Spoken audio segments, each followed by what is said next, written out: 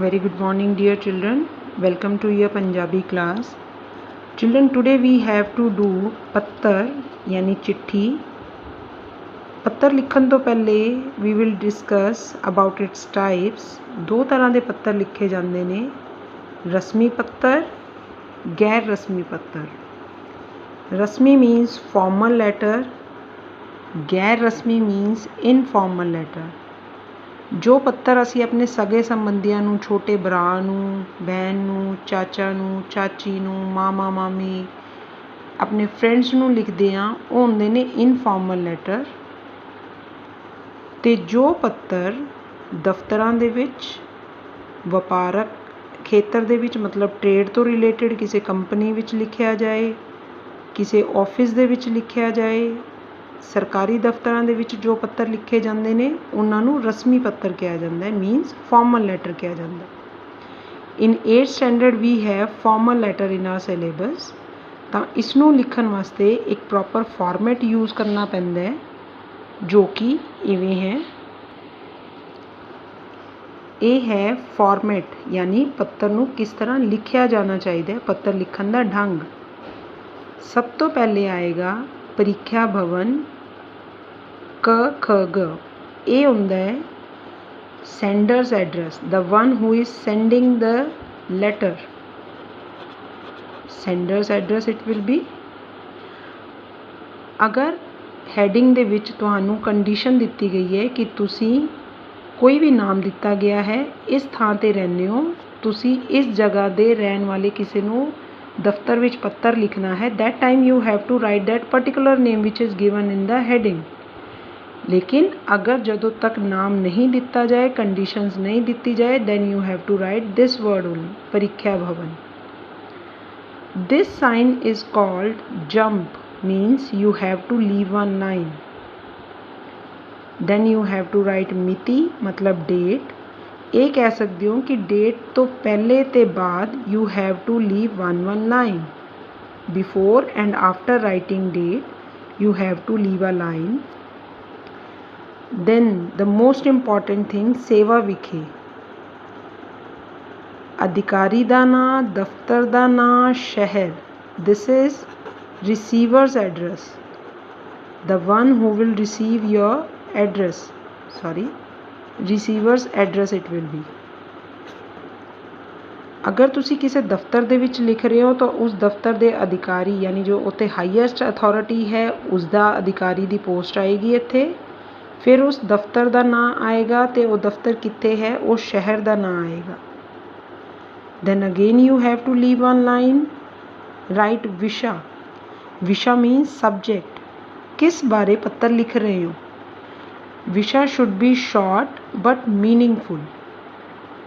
ਇਸ ਚੀਜ਼ ਦਾ ਧਿਆਨ ਰੱਖਣਾ ਜ਼ਰੂਰੀ ਹੈ. ਦੈਨ ਸੈਲਿਊਟੇਸ਼ਨ ਮੀਨਸ ਸ਼੍ਰੀਮਾਨ ਜੀ.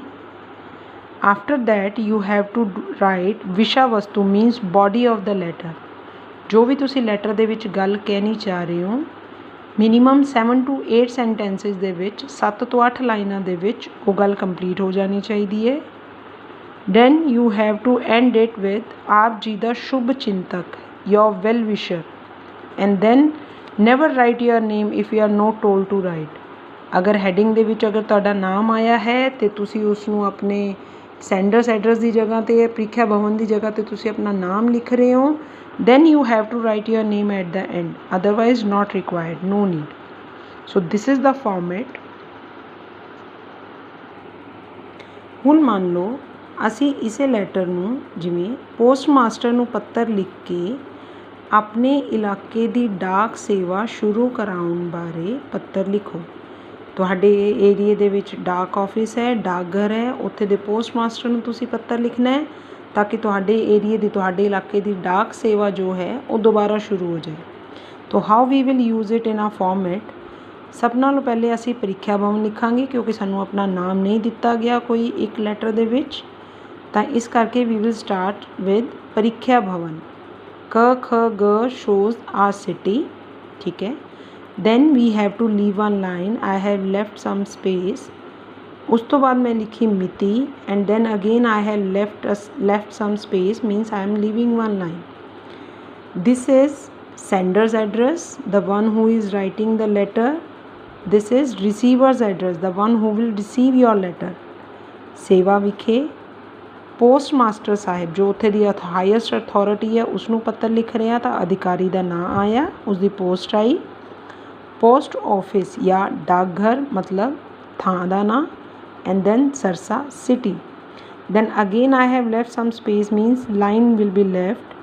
ਵਿਸ਼ਾ ਕੀ ਆਏਗਾ? ਡਾਕ ਸੇਵਾ ਸ਼ੁਰੂ ਕਰਾਉਣ ਬਾਰੇ, ਬਸ this much should be your ਵਿਸ਼ਾ। ਪੋਸਟ ਮਾਸਟਰ ਨੂੰ ਡਾਕ ਸੇਵਾ ਸ਼ੁਰੂ ਕਰਾਉਣ ਬਾਰੇ ਪੱਤਰ ਲਿਖੋ। this should not be written, ਇਹ ਨਹੀਂ ਲਿਖਿਆ ਜਾਣਾ ਚਾਹੀਦਾ। I told you in the format, ਵਿਸ਼ਾ ਜੋ ਹੈ ਉਹ ਹਮੇਸ਼ਾ ਸ਼ਾਰਟ ਬਟ ਮੀਨਿੰਗਫੁਲ ਹੋਏਗਾ। ਕਈ ਵਾਰੀ ਕੀ ਹੁੰਦਾ ਹੈ, ਗੌਰਮੈਂਟ ਆਫਿਸਿਸ ਜੋ ਨੇ ਸਰਕਾਰੀ ਦਫ਼ਤਰਾਂ ਦੇ ਵਿੱਚ ਵਿਸ਼ਾ ਪੜ੍ਹ ਕੇ ਮਤਲਬ ਉਹਨਾਂ ਨੂੰ ਪਤਾ ਲੱਗਣਾ ਚਾਹੀਦਾ ਹੈ ਕਿ ਅਗਰ ਤੁਹਾਡਾ ਵਿਸ਼ਾ ਤੁਹਾਡਾ ਸਬਜੈਕਟ ਕਲੀਅਰ ਹੈ ਤਾਂ ਉਹਨਾਂ ਨੂੰ ਇਹ ਪਤਾ ਲੱਗੇਗਾ ਕਿ ਸਾਹਮਣੇ ਵਾਲਾ ਬੰਦਾ ਕੀ ਕਹਿਣ ਦੀ ਕੋਸ਼ਿਸ਼ ਕਰ ਰਿਹਾ, ਤਾਂ ਤੁਹਾਡੀ ਗੱਲ ਜੋ ਹੈ ਉਸਨੂੰ ਜ਼ਿਆਦਾ ਅੱਛੇ ਤਰੀਕੇ ਨਾਲ ਸਮਝ ਆਏਗੀ। ਤਾਂ ਵਿਸ਼ਾ should be very meaningful. Then you have to write ਸ਼੍ਰੀਮਾਨ ਜੀ। ਫਿਰ ਉਸ ਤੋਂ ਬਾਅਦ 7 ਜਾਂ 8 ਸੈਂਟੈਂਸਿਸ ਦੇ ਵਿੱਚ ਜੋ ਵੀ ਤੁਸੀਂ ਆਪਣੀ ਗੱਲ ਕਹਿਣਾ ਚਾਹ ਰਹੇ ਹੋ ਉਹ ਲਿਖੋਗੇ। ਦੈਨ ਐਟ ਦਾ ਐਂਡ ਆਪ ਜੀ ਦਾ ਸ਼ੁਭ ਚਿੰਤਕ ਐਂਡ ਦੈਨ ਕ ਖ ਗ if name is not written। I hope the format is clear to you। I'll send you one letter to write in the notebook। First you have to write the format, then that letter is to be written in the copy। Thank you and have a nice day।